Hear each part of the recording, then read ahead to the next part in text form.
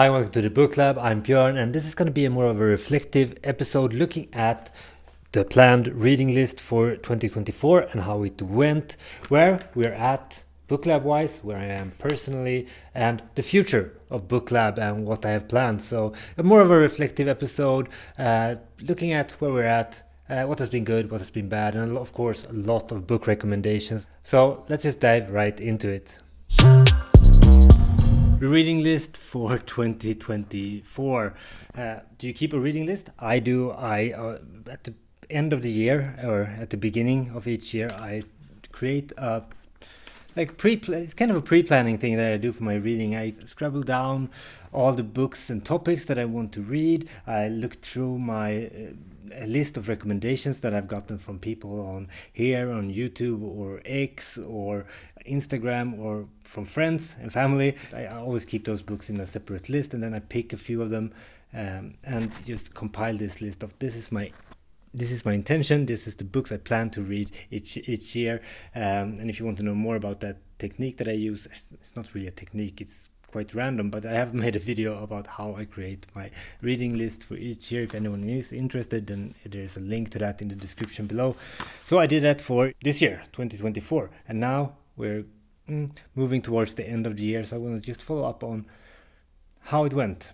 Did I read the books that are on the list, or did I not? And I have to say, it was a complete failure this year. I have a bunch of books here. I'm going to go through them fairly quickly. So first was, this is not an order of priority or anything, but it's just a random list. But the first book was Elon Musk by Walter Isaacson, which would have been a quite timely book since he just got appointed role in Donald Trump's new government stuff.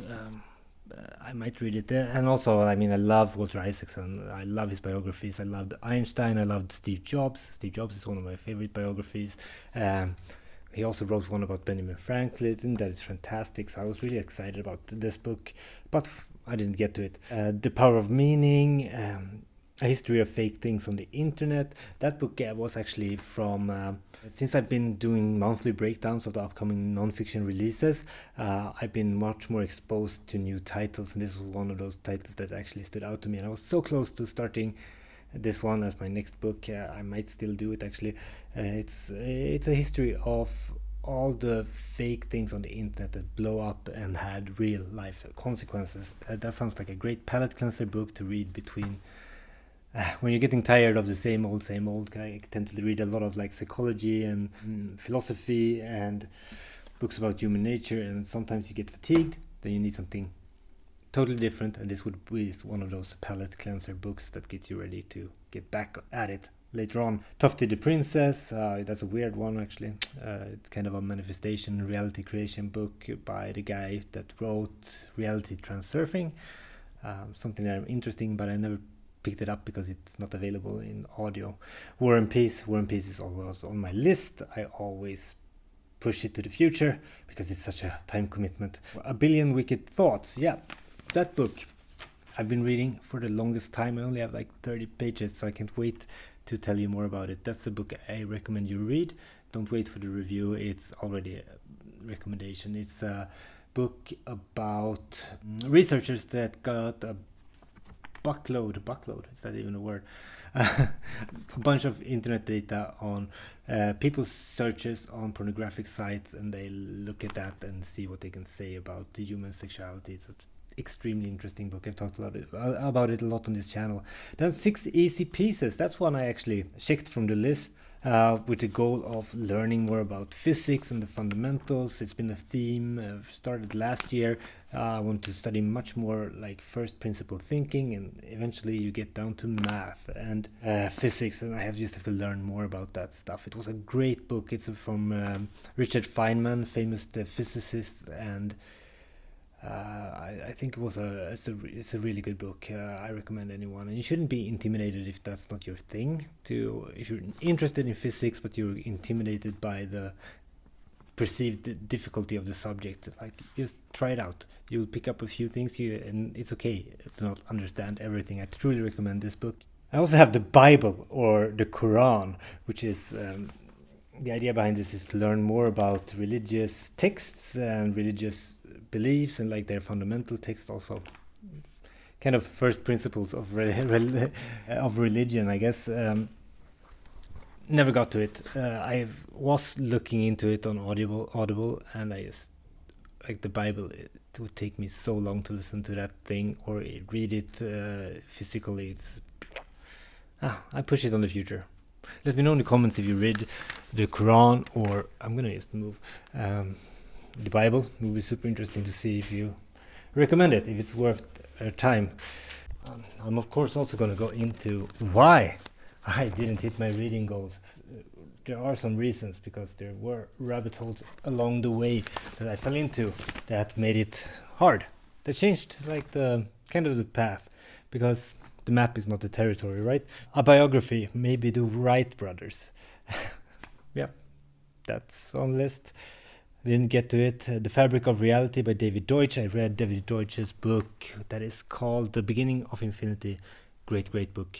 I recommend that one. I will just put links to the reviews of all the books that I'm talking about in this video, so you can just check them out. That's book that have you update your perspectives on life and your view of the future and where we are. It's a great book. I read 4,000 Weeks.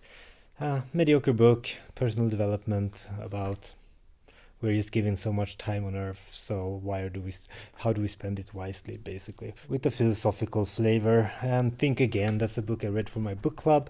I'm in a book club here in Stockholm. We've been going for like 6 years now, and we pick different books. The good thing about being in a book club is, of course, that you get exposed to other people's suggestions, because we have like we take rounds on picking books. So this was one of the books that I read that I wouldn't have read otherwise, and unfortunately it sucked balls. It's like the most underwhelming book of the year. Think Again by Adam Grant. Don't read it. It's not worth it, especially if you read a lot already, because it's a lot of just common sense and things that you will heard better version and better communicated versions of in other. There's just better takes on it. It's about being open-minded and open to new information. It's nothing, it's just basics. The Heart and the Ship. This is a book. Okay, let's do this. That is the second book that comes from my monthly breakdown. The Heart and the Ship. It promises to talk about the robotic revolution, about humanoid robots, everything. And I think the connection, of course, or the integration of AI and robotics and how they meet and how it can take AI operations into the real world is super interesting. Unfortunately, this one got pretty mediocre reviews. That's why I've been holding off on reading it. Then we have Slow Productivity, Cal Newport's new book, but I just felt like I wasn't interested right now. I'm so tired of productivity books. Yeah, The Myth of Normal. I've read a lot of Gabor Mate books. I've read a few of those are really good. I especially recommend Hold On to Your Kids, In the Realm of Hungry Ghosts, and When the Body Says No. Scattered Minds was just okay.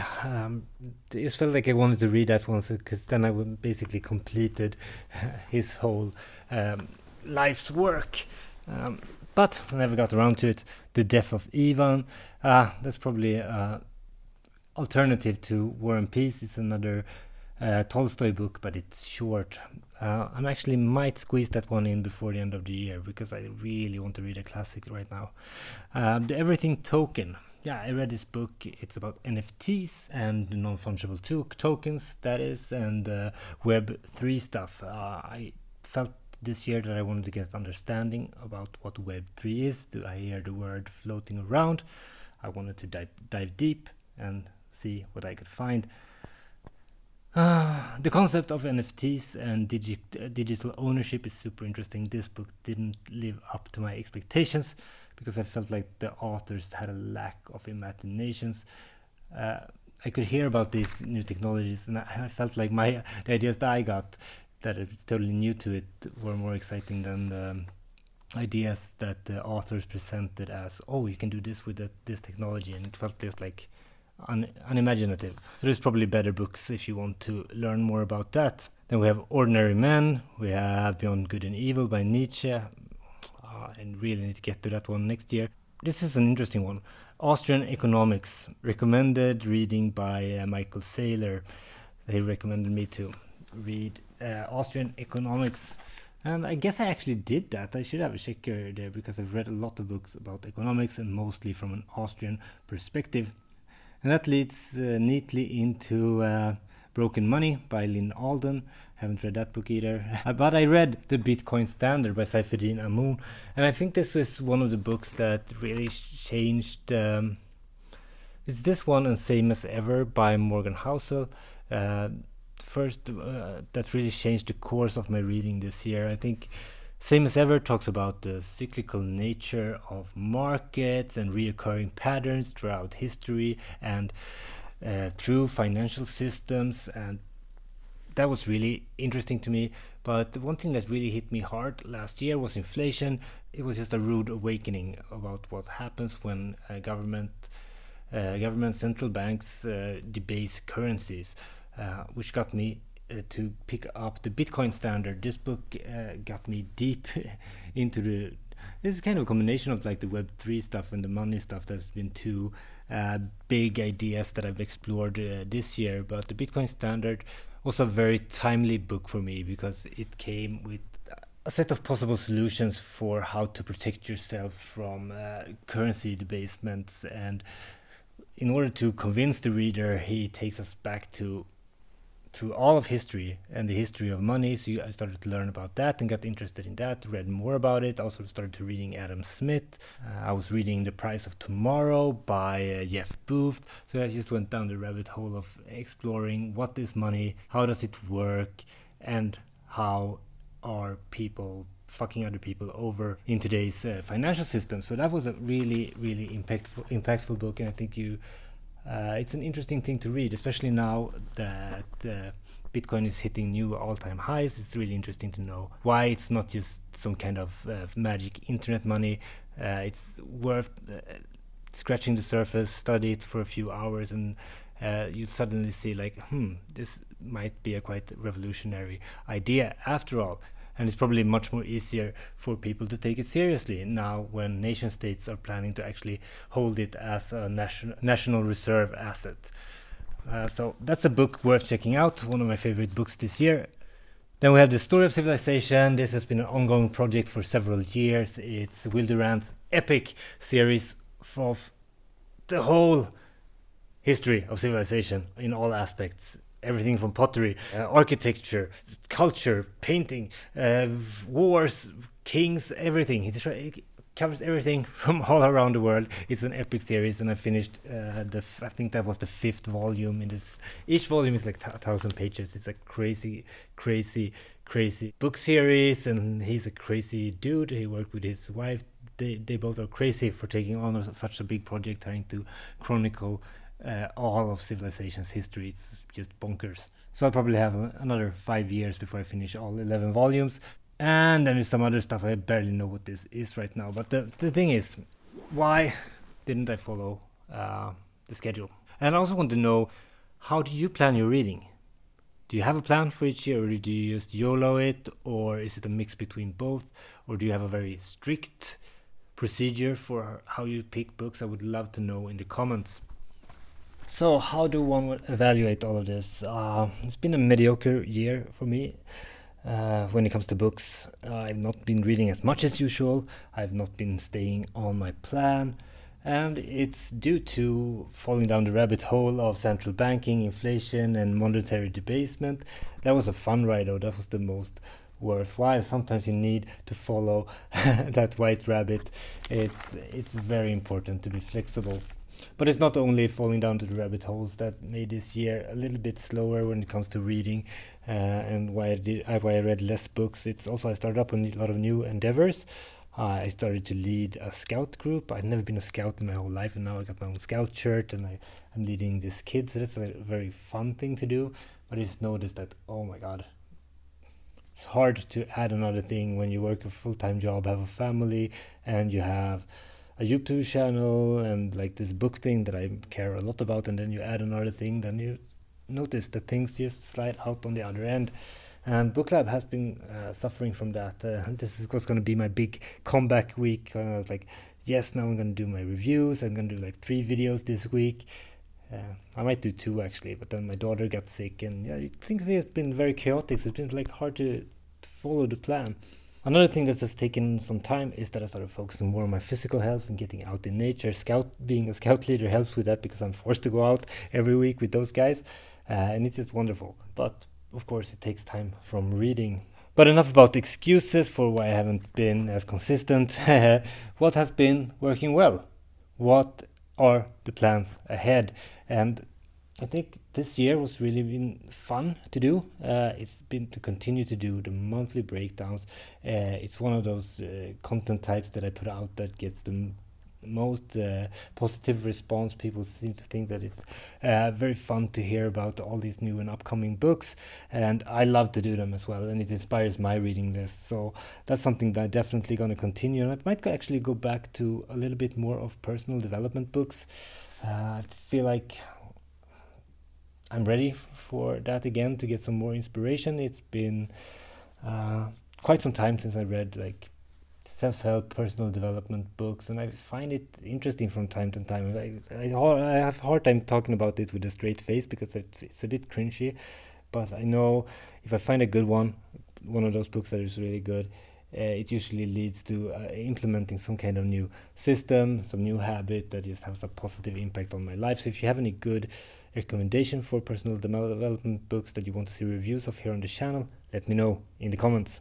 Another thing that I want to slightly change for the future, and this is more of a subconscious thing, is that I've noticed that I've been gravitating towards maybe popular books or shorter books recently, instead of going for what I really want to read. And it's because of me wanting to get content out on the channel, and it's easier to pick like, oh, I need to have a video for the next couple of weeks, then I pick up a shorter books that I know I can finish, instead of taking on, like we talked about before, like the Tolstoys and the Walter Isaacson biographies and stuff like that. Going forward, a lot of focus on what I want to read, and then people just have to deal with that. That's how I've done it before, and I'm going to continue to do it, and maybe even more so now in the future.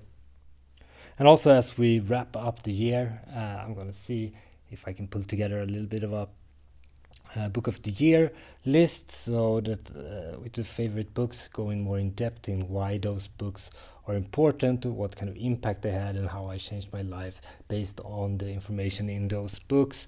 And of course, I need a new reading list. So that's also something that I might be able to document here on the channel, what I pick, why those books are especially interesting. I get a lot of recommendations from people from all over the world. So I have just like a great database of just interesting titles, and you just need to look through there, pick out some gems or potential gems, and that will be like the base for next year's video review lineup. Let me know how about your reading year. I would love to just hear more from you guys, and also hear like how what's your reading habits, how do you plan your year, how do you think this year was, what are some books that people absolutely need to read that you read this year that just blow your mind. I would love to hear that in the comments. I'm back in a couple of days with a book review of How the Other Half Lives. I'm getting back to it. Hopefully you'll get 1, 2, maybe 3 videos a week now, because I'm gonna double down on BookLab, and I'm glad to see that you're along for the ride. Happy reading, Björn out.